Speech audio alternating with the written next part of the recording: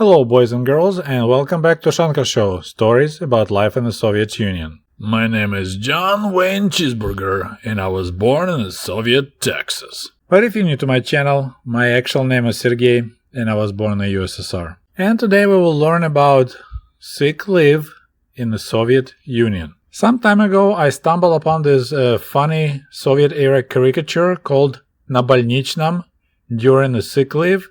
And I decided, hey, this is actually a good story to tell you. What we got here is the failure to show up at your job, because some people just can't see themselves coming to work. So this caricature is called "Na больничном", so on sick leave, and a guy is literally laying, it looks like a big blanket, but it's actually a piece of paper which is called листок нетрудоспособности. So that's your больничный лист. So that's the paperwork that claims that you are sick, and that's why you're not at work. Больничный, больничный, больничный лист.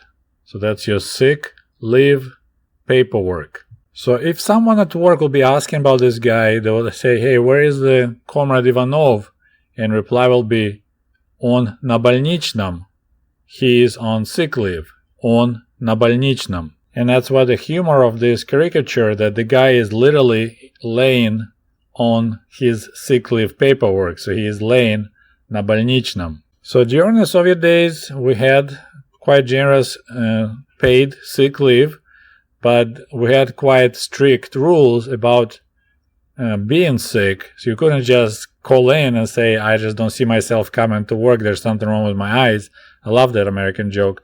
No, you actually, if you're sick, you need to or go to the local больница, so this is like walk-in clinics, to see a doctor, or if you're really sick, you can call doctor who will come to your place, your apartment, and so they will check to measure your temperature to confirm that you are sick. After confirming that a person is sick, a doctor will write a spravka. So spravka, that's kind of like a document. So yes, I made an inspection. It's not the right word, but the guy is sick, and this is his symptoms. This is what I think he has. And that's the initial paperwork to receive your больничный лист, your sick leave paperwork. And I believe, I'm not 100% sure because I never, during my work career in the Soviet Union, had a chance to go through this procedure. With this spravka from your doctor, then you go down to the main, kind of like a reception area in the hospital, that walk-in clinics, and based on that spravka, then you will receive this больничный лист, this official document that states all the symptoms, for how long you're going to be sick, and there'll be some ink stamping. So that's very important paper that you need to bring to work so you can get paid and you won't get fired or get in trouble for skipping work. And I have no doubts, and this caricature confirms that quite a few people try to avoid work by using больничный лист, and they will obtain it maybe through bribes or maybe through connections. You have a friend of the doctor that will do it for you, and then, or you can just fake it, and then you get this больничный лист, official excuse not to work and still get paid, and then you just hang out and have a good time. And also in the bottom right corner of this caricature, there's a little poem, I could say. So there's a little rhyme. It says, «Вряд ли нужен лист больничный для приема внутрь столичной». So you don't really need your sick leave paperwork to take orally столичная водка. So, like doctors will prescribe you to take orally some pills. So here's kind of also humor that you don't need the sick leave paperwork, больничный лист, to take orally vodka. So it's good humor here. I mean, it's hard to translate. It's not that funny in English, but in Russian, it's pretty good. So that's first interesting thing about this caricature. They're not afraid to show actual brands. So in Soviet Union, you won't get sued for using brand of vodka in a caricature like that, right? Usually in America, there'll be some kind of generic label says whiskey or beer. They won't just put specific brand. Here, because it's actually rhymes, больничный, столичный, не нужен лист больничный для приема внутрь столичной. That's why the bottle also has a столичная vodka label, because that's what mentioned in the little poem. And next to the bottle of столичная, you see another classic Soviet item, гранчак, or граненый стакан. So that's that glass that people used for drinking alcohol. And usually a bottle of vodka, it's a good idea to have 3 people drinking it so they can make it home. This guy finished the bottle by himself, so that's why he's asleep. And you probably recognize another brand. You definitely see a bottle of Pepsi right there. Once again, they're not afraid to use that. And it's a 45 kopecks.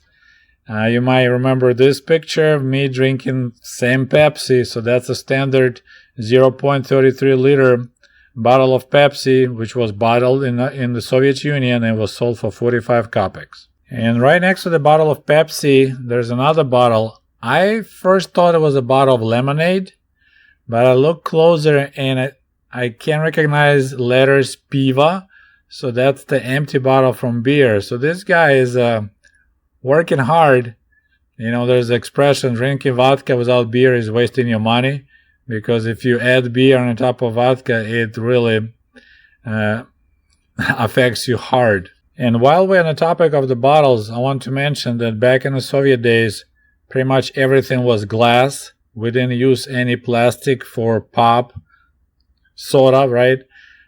And the bottles were actually expensive. I mean, relatively. So the bottle of Pepsi to return was 15 kopecks.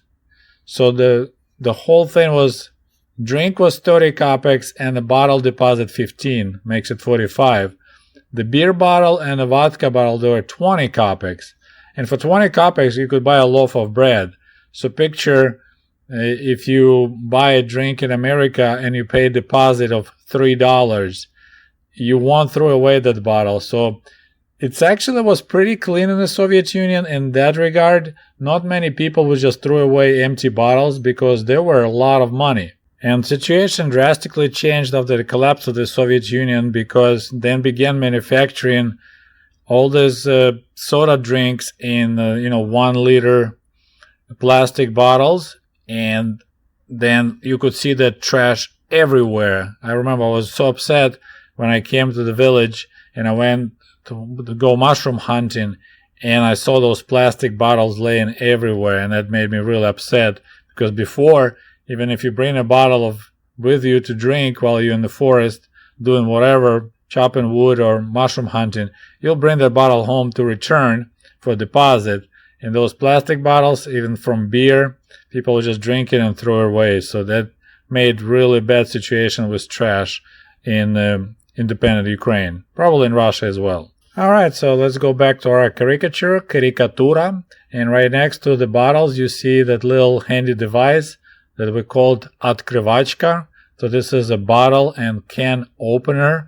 It was like universal, exactly the same thing my family had. I think every Soviet family had one of those.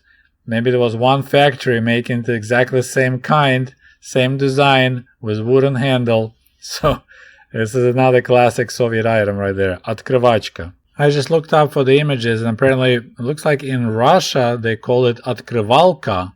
In Ukraine we call it открывашка or открывачка.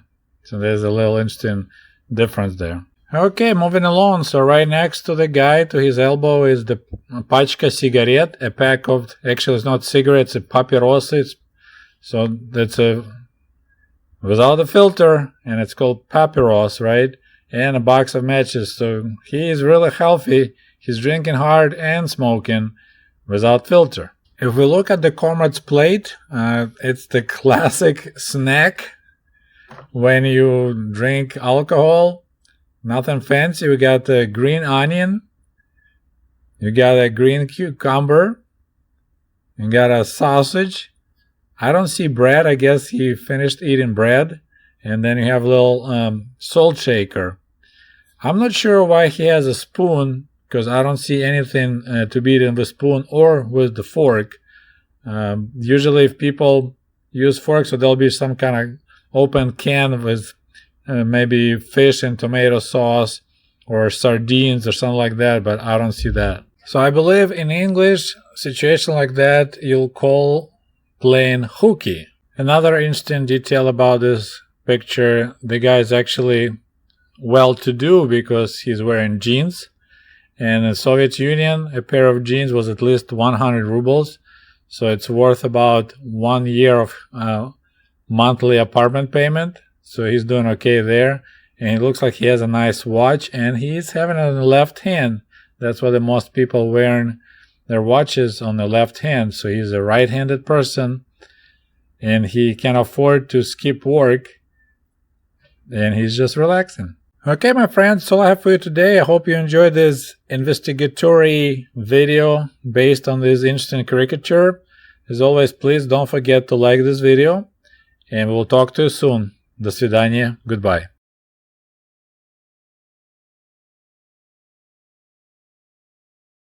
Потому что если дороги будут, то по ним неприятель проедет и прямо в сердце России попадет. Я с ними согласен абсолютно.